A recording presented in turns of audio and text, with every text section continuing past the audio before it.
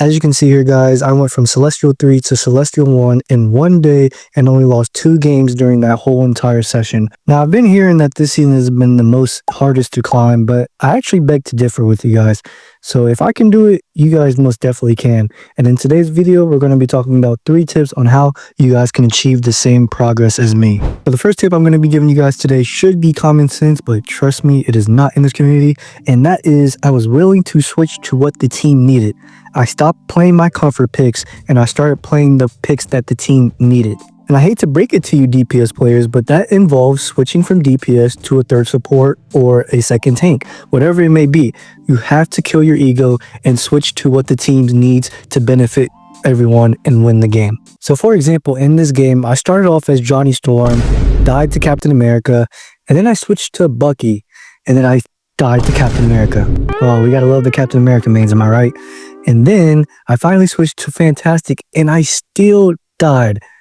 That is when I finally killed my ego and was like, man, I gotta switch. So I finally went to Ultron and then I started going crazy. I finally got my revenge on that Captain America. Yeah, take that, Captain America. And actually, I ended up with the most final hits in the game. Now, isn't that crazy? All because of one switch. I switched to what countered their win condition, and I actually won us the game because I switched. Keyword switched. So just to reiterate, tip number 1 is I killed my ego and I stopped playing what was comfortable for me, and I started playing what was good for the actual team as a whole. And that involves killing your ego. So I meant swapping off of what I usually play, and I countered the enemy comp, or what I thought countered them, and then I played what actually fitted the map in the given situation. So if I can do that, you can do that as well. So now let's take a look at an example of what happens when you don't kill your ego and you don't switch for your team. So if you've been looking at the screenshot, I hope you have been determining who on my team sold us the game. Yes, I said sold us the game. I'm being real blunt here because it was actually a frustration and it cost us the whole game. So I'm going to give you about 5 more seconds. A few moments later. Now tell me who sold the game. If you guess Hulk, you guessed correctly. As you can see, he is the only one that did not bother to switch on our team. And that really cost us the game. In summary, know how to play different roles and different characters within those roles. Because the more you become a flex player, the easier it will be to determine what will be good for that given situation. So, like I said, you have to be willing to switch. So moving on to tip number 2, this one's more of a mindset rather than a physical action that you have to do in the game. And that is, I switched my mindset to focus on not making mistakes rather than trying to make plays. I'm going to say that again. I focused on not making mistakes rather than making plays. And this can apply to any role you're playing, not just DPS, because that's probably the first thing you thought of, wasn't it? Be honest, that was the first thing you thought of. But no, it can apply to DPS, support, strategists, or even tank Vanguard players, because they all have different things they have to do and different things that doesn't involve killing the other team that will provide value. Now, of course, this tip is a game-by-game basis. Do what you think fits this given situation, and you should be better off 99% of the time.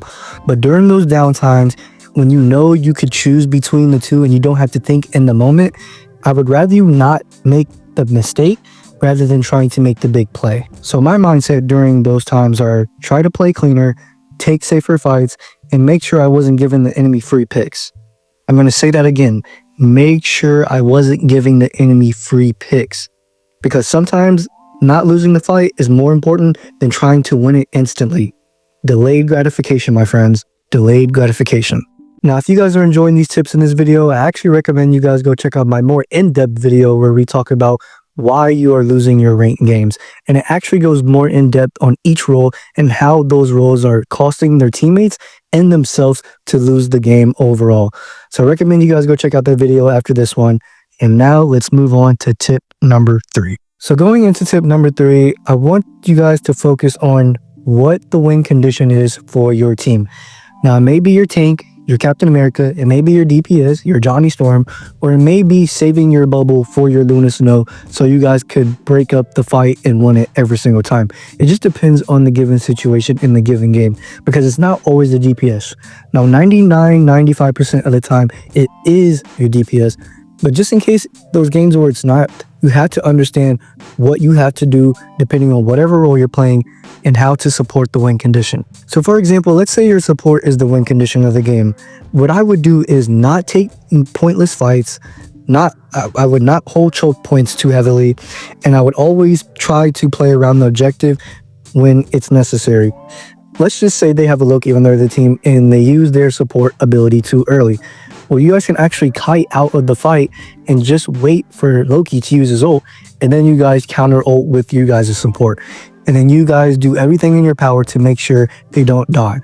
Now, obviously, it is not that simple. It's actually never that simple, but I'm just giving an example of other win conditions that are outside the DPS. Now, maybe let's go for tank.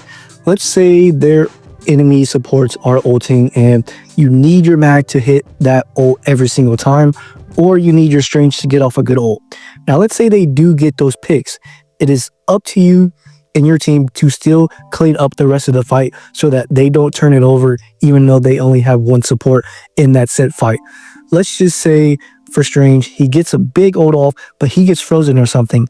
Well, it's up to you and your other team to walk with him and to go with him when he's ulting so that when he ults, he doesn't have to be the one to finish off the kill.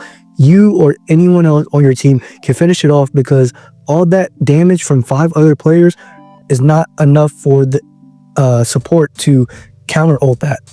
So for example, like I just said, it's not always your DPS that is going to be the win condition of the game. It can be your tank or your support, and you have to understand for any given situation what it is. So for tip number 3, before each fight even starts, you need to focus on what is going to be the win condition so you guys can secure that fight and win you guys the game. Every push is going to feel cleaner, every defense is going to feel better, and winning is just going to become more natural because you and your team communicated and understood what the win condition was of the team. So with that being said, tip number 3, understand your win condition and you will be better off 90% of the time. So if you are hard stuck right now in any rank, I promise you, if you try out these 3 tips before you start your next gaming session, I promise you, you will be better off. No guarantees, but if you are constantly improving on your gameplay, your mechanics, your positioning, all those other things, that will contribute to you getting on these big win streaks like I did. So if I can do it, you can do it. So thank you guys for watching. I hope you guys enjoyed the video, and I'll catch you in the next one. Peace.